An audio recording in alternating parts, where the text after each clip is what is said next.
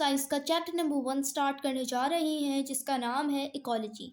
तो आज की इस वीडियो में हम दो टॉपिक्स कवर करेंगे which is ecology and carbon and oxygen cycles.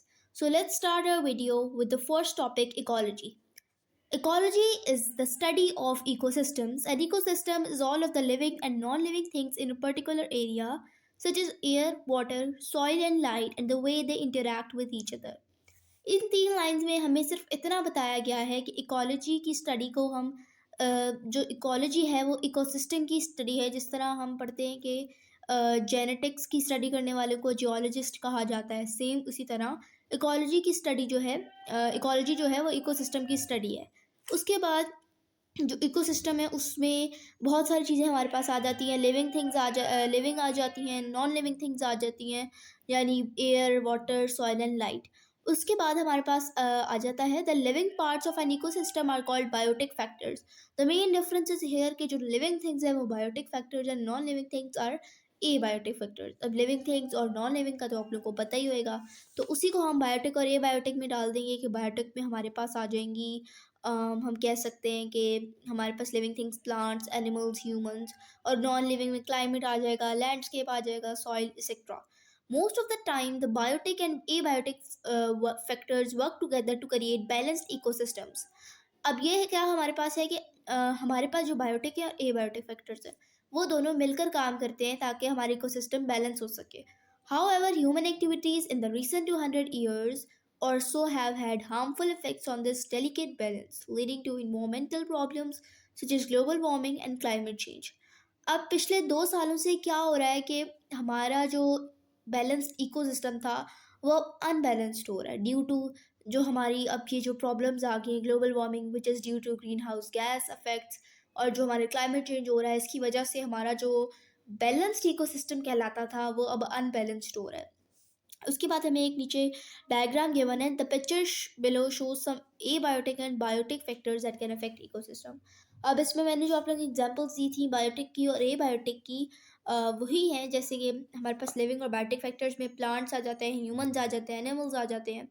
Plant जो है वो compete करते हैं एक दूसरे के साथ लाइट और वाटर के लिए, क्योंकि लाइट के लिए वो इसलिए करते हैं ताकि वो फोटोसिंथेसिस का प्रोसेस कर सकें। अब जो टॉल ट्रीज होते हैं उन्हीं को सनलाइट प्रोवाइड होती है, शॉर्ट ट्रीज को के ऊपर शेड आ जाता है तो टॉल ट्रीज उनकी भी सनलाइट ले लेते हैं। सेम लाइक हमारे पास वाटर के लिए भी है कि जिन प्लांट्स का जो रूट सिस्टम होता है वो वाइड होता है, उन्हें ज़्यादा न्यूट्रिएंट्स और मिलते हैं, इस वजह से जो प्लांट्स होते हैं वो भी compete करते हैं। देन ह्यूमंस जो हैं वो ह्यूमन एक्टिविटीज़ ही हैं जो कि जो इन्वामेंट है ना वो चेंज कर रही हैं, यानी डिफॉरेस्टेशन कर रही हैं, कटिंग डाउन फॉरेस्ट जो है। उसके बाद ये ह्यूमंस के हाथ में है कि वो डिफॉरेस्टेशन करेंगे या एफॉरेस्टेशन करेंगे एक्सेट्रा। एनिमल्स जो हैं अब वो खुद खाना नहीं बनाते, दे फीड ऑन प्लांट्स और अदर एनिमल्स। उसके बाद वो भी कंपटीशन में, just like plants and animals, humans, animals भी जो हैं वो भी कंपटीशन में फॉर फूड एंड स्पेस, यानी उनको एक रहने के लिए शेल्टर और खाने के लिए फूड चाहिए। तो ये जो एनिमल्स होते हैं वो इन 2 चीज़ों के लिए कॉम्पीट करते हैं। फिर आ जाते हैं हमारे पास नॉन लिविंग और abiotic factors.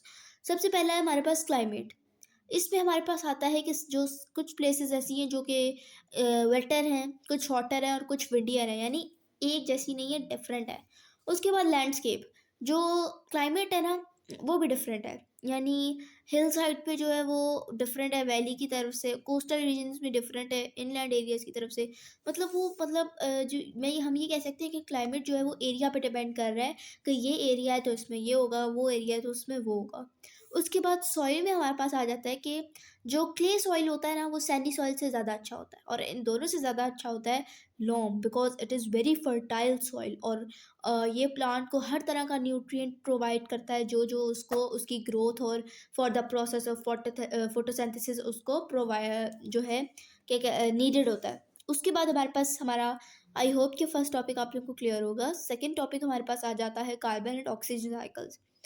All living things contain the element carbon. Carbon is a major component of carbohydrates, proteins, and fats. In ecosystem, carbon is continuously exchanged between living organisms and their environment. This is known as the carbon cycle. So, हमारे पास आ जाता है कि जो living things है ना उन सब में कार्बन है। हम ये ले लेते हैं कार्बन एक आम हम कह सकते हैं पीरियोडिक टेबल का एलिमेंट है।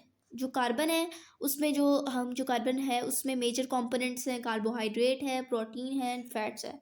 उसके बाद जो इकोसिस्टम है ना, उसमें कार्बन कंटिन्यूसली एक्सचेंज हो रहा है एबायोटिक और बायोटिक यानी लिविंग और नॉन लिविंग थिंग्स के दरमियान, और इसी को हम कहते हैं carbon cycle. Then the main process involve the carbon cycle are. अब हम जो मेन प्रोसेसेस पढ़ेंगे जिसमें कार्बन इन्वॉल्व है वो है four: respiration, photosynthesis, combustion and decomposition. तो सबसे पहले हमारे पास है रिस्पायरेशन।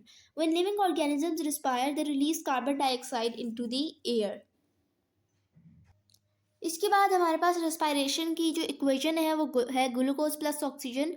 ये दोनों जब मिलते हैं तो हमारे पास कार्बन डाइऑक्साइड प्लस वाटर बन जाता है। प्लांट्स रेस्पायर करते हैं, एनिमल्स करते हैं और ह्यूमंस भी करते हैं। उसके बाद है हमारे पास फोटोसिंथेसिस।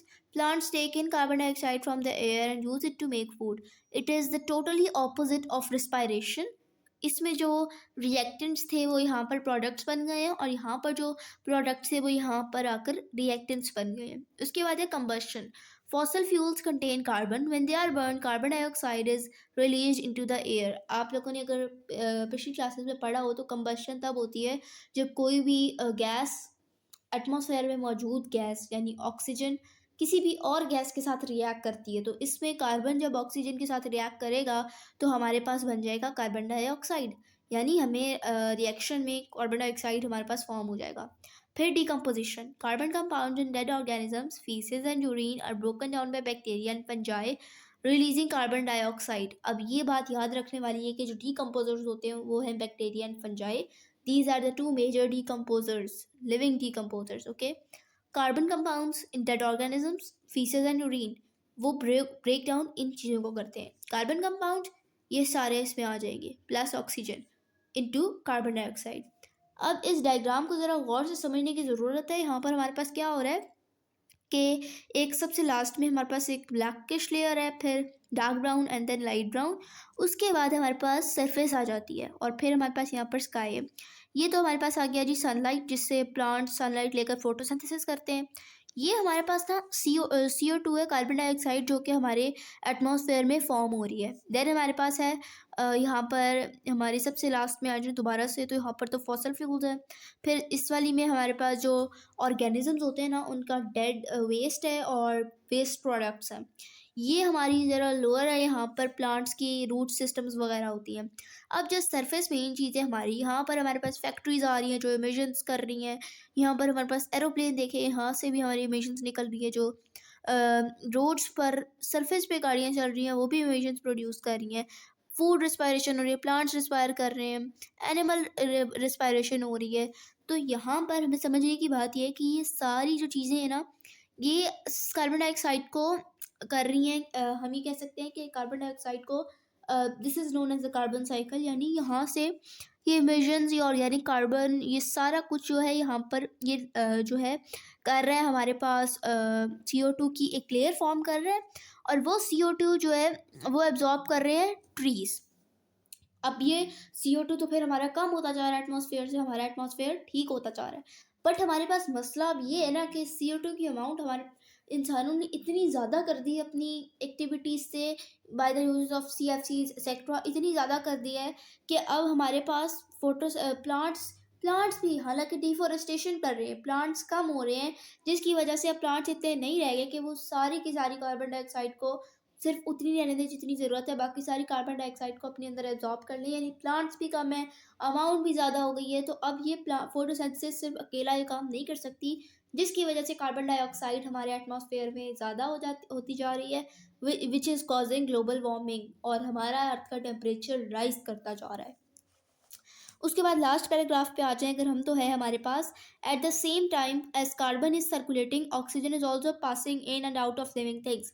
अब इस लास्ट पैराग्राफ में हमें ये बताया हुआ है कि ये जैसे ही अगर कार्बन रिएक्टेंट्स में आ रहा है, इक्वेशंस जो अभी हमने पढ़ी हैं, अगर रिएक्टेंट्स में आ रहा है तो जो है ऑक्सीजन प्रोडक्ट्स में आएगा। अगर कार्बन जो है वो प्रोडक्ट्स में आ रहा है तो ऑक्सीजन रिएक्टेंट्स में आ जाएगा, मतलब ऑपोजिट होएगा।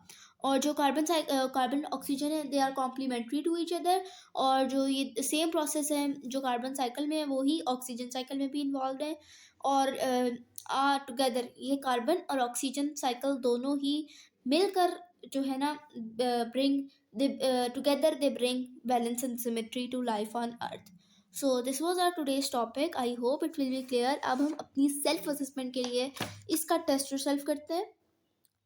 Okay, so our question number 1 is explaining the difference between biotic and abiotic factors. तो इसका आंसर हमारे पास है पेज नंबर 2 पे। Come to page number 2। अब हम यहाँ पर देखें फर्स्ट पैराग्राफ थर्ड लाइन के एंड पे द से लेकर the living parts of an ecosystem are called biotic factors, the non living parts are called abiotic factors. तो ये हमारे पास है क्वेश्चन नंबर 1 का answer. Come to question number 2 which is why do living things need carbon. इसका answer भी हमारे पास page number 2 पे ही है। ये हम आ जाते हैं जब डायग्राम के नीचे, तो आंसर हमारे पास कार्बन एंड ऑक्सीजन साइकिल की हेडिंग के बिल्कुल नीचे all living things contain element carbon, carbon is a major component of carbohydrates proteins and fats. ये हमारे पास आंसर आ जाएगा क्वेश्चन नंबर 2 का। फिर हमारे पास है question number 3, where do plants get their carbon from. Carbon कहाँ से आता है। जब हम इस क्वेश्चन को थोड़ी सी एक्सप्लेन करने की ज़रूरत है कि देखिए जब हम कार्बन की लेयर कहाँ बनती है, ऑब्वियसली एटमॉस्फेयर में। तो प्लांट जब फोटोसिंथेसिस का प्रोसेस करते हैं तो कार्बन कहाँ से लेते होंगे। जाहिर सी बात है कि जब एटमॉस्फेयर में बनती है तो वो लेते हुए फिर एटमॉस्फेयर से ही होंगे। उसके बाद हमारे पास है where do animals get their carbon form. अब एनिमल्स कहाँ से लेते होंगे, फ्रॉम प्लांट्स, क्योंकि जो प्लांट्स हैं वो तो लेते हैं, प्लांट्स हैं वो तो एटमॉस्फेयर से लेते हैं for the process of photosynthesis. लेकिन एनिमल्स जब रिलाई करते हैं प्लांट्स पे तो ऑब्वियसली वो फिर प्लांट से ही लेते हैं। फोर्थ जो क्वेश्चन है, suggest why carbon cycle is a good name. इसका आंसर मैं आप लोगों को बताती हूँ। तो इसका आंसर हमारे पास है carbon cycle is a good name because this name reflects accurately the continuous movement of carbon between biotic and abiotic components of ecosystem. और इस क्वेश्चन के साथ हमारी ये वाली डायग्राम दी जाएगी जो कार्बन साइकिल की डायग्राम है, बिकॉज इसमें है ना कि why carbon cycle is a good name. तो इस डायग्राम के ज़रिए भी हम बता रहे हैं कि ये सब होता है तो कार्बन साइकिल इसलिए गुड नेम है। तो व्यूवर्स, आज मैंने आप लोगों को 2 टॉपिक्स कवर करवाए हैं, ecology and carbon and oxygen cycles. I hope ये आप लोगों को अच्छे से समझ आ गए होंगे। ये थी हमारी आज की वीडियो जिसमें हमने चैप्टर नंबर 1 इकोलॉजी के फर्स्ट 2 टॉपिक्स कवर किए हैं जो कि थे ecology and carbon and oxygen cycles. I hope कि आप सब लोगों को हमारी आज की वीडियो बहुत पसंद आई होगी, और अगर आप लोगों को हमारी आज की वीडियो पसंद आई हो तो उसे लाइक, शेयर और हमारे चैनल को सब्सक्राइब करना बिल्कुल भी मत भूलिएगा। हमें दें इजाज़त अगली वीडियो तक के लिए। अल्लाह हाफ़िज़।